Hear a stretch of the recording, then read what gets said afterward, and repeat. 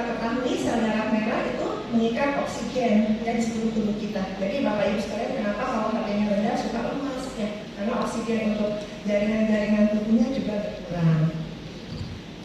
Nah ini kita mungkin di sini teman-teman perawat ya, mungkin ada di sini Pak Purnomo dan teman-teman perawat dari rumah sakit lain. Terima kasih sudah bersedia hadir untuk hadir bersama-sama kita di sini. Jadi kita tuh semua didata ya Bapak-bapak dan Ibu. Jadi penyakit seluruh pasien penyakit ginjal di Indonesia itu semua terdata. Tiap tahunnya kita harus mengumpulkan data itu ke pusat.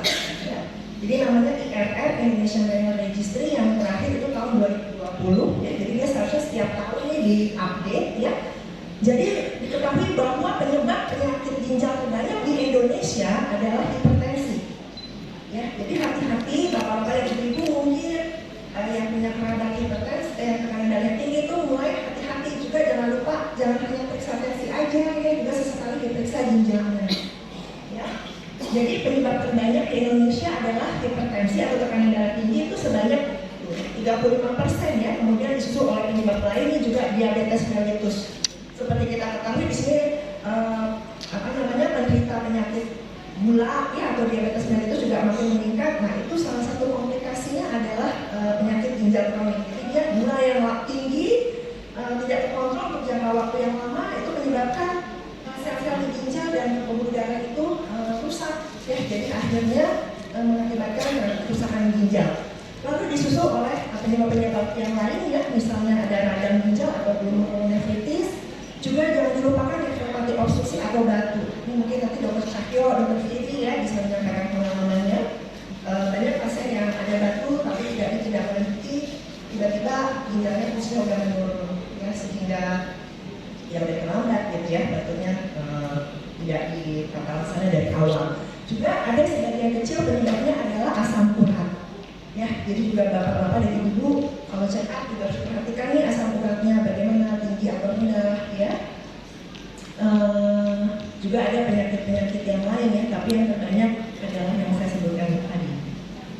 Nah ini apa sih penyakit ginjal kronik ya? Menurut Kadoki tahun 2002 ini sebenarnya penyakit ginjal itu bertahap ya, jadi tidak langsung untuk kita menderita penyakit ginjal kronik stadium terminal atau stadium 5. Jadi dari stadium 1 ya, biasanya fungsi ginjalnya masih baik ya, lebih atau sama dengan 90%. Nah, fungsi ginjal ini menurun setiap tahunnya dengan pertambahan usia. Jadi tidak bisa dipungkiri kondisi alami kita ya, faktor U ya. Setiap pertambahan 1 tahun usia kita, sel nefron juga berkurang sebanyak 1%. Sel nefron itu adalah sel-sel di ginjal kita yang melakukan fungsi tadi. Ya, jadi memang pada orang yang usia lanjut itu fungsi ginjalnya pasti lebih rendah daripada orang yang usianya lebih muda. Ya. Kemudian ada penurunan fungsi ginjal, laju filtrasi glomerulus yang ringan. Ya, mungkin kalau bapak-bapak ibu sering lihat di laboratorium mungkin nilainya 60 sampai 89. Nah ini kita harus pada stage 1 dan stage 2 kita harus melihat lagi apa sih faktor-faktor yang kita punya ya, faktor risiko, misalnya apakah kita ada punya sakit diabetes atau hipertensi atau misalnya asam uratnya tinggi atau pernah ada batu ya. Nah kemudian untuk stadium 3 adalah penurunan laju filtrasi glomerulus yang sedang. Nah di sini kita harus evaluasi dan segera mengobati komplikasi. Jadi bagaimana kalau misalnya penyebabnya diabetes yang gulanya kita kendalikan, jangan sampai terus menerus tinggi. Kalau penyebabnya hipertensi, hipertensinya yang harus kita normalkan. Ya, dia bisa penyebabnya asam urat, ya asam uratnya yang harus kita kendalikan. Penyebabnya batu, batunya harus kita tata laksana. Kemudian pada stadium 4 penurunan KFD yang berat ya, nah ini persiapan untuk terapi pengganti ginjal ya. Jadi untuk hemodialisis, CAPD ataupun transplantasi ginjal.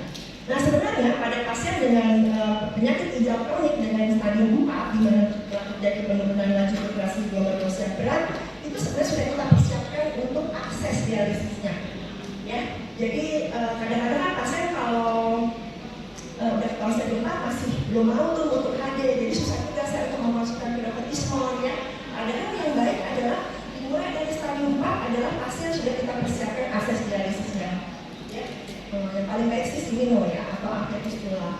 Jadi ketika pasien sudah sampai pada tahap stadium 5 atau gagal ginjal, pasien telah siap di hemodialisis. Jadi kita nggak buru-buru lagi karena kan akses dialisis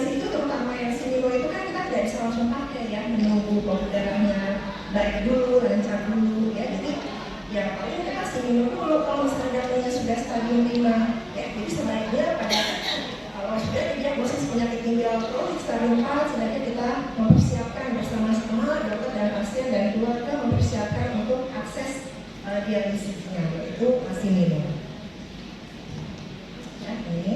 Kemudian, nah ini cuma sebagai gambaran jumlah pasien baru dan aktif yang menjalani hemodialisis ini di Indonesia. Kita bisa lihat ya dari tahun 2007 terus meningkat sampai tahun 2020. Apalagi sekarang udah 2024 pasti akan meningkat lagi.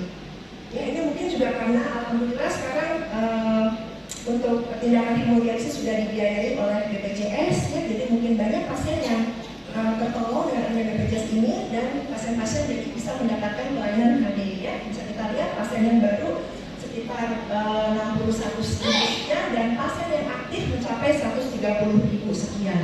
Ya, jadi sangat banyak pasien-pasien yang menjalani hemodialisis di Indonesia. Nah, tentunya ini juga sangat berkaitan dengan aksesnya nanti. Ya, jadi semua pasien ini diharapkan mempunyai akses dialisis yang baik ya untuk mencapai seperti yang tadi disampaikan Dr. Ismo, mencapai hasil yang baik juga. Nah ini cuma tindakan HD juga se-Indonesia bisa kita lihat dari tahun 2007 sampai 2020 ya. Jadi jumlah tindakan HD sangat meningkat ya, yang awalnya cuma 114 menjadi 3.000 sekian. Nah ini kita kembali ke terapi pengganti ginjal ya. Jadi terapi pengganti ginjal sebenarnya ada tiga, tidak hanya hemodialisis. Ya, jadi ada hemodialisis atau peritoneal dialisis dan yang memang sebenarnya yang paling ideal adalah transplantasi atau cangkok ginjal. Ya, mudah-mudahan depannya ini Sukapaten Tangerang bisa melayani transplantasi ginjal ya, terpilih ya.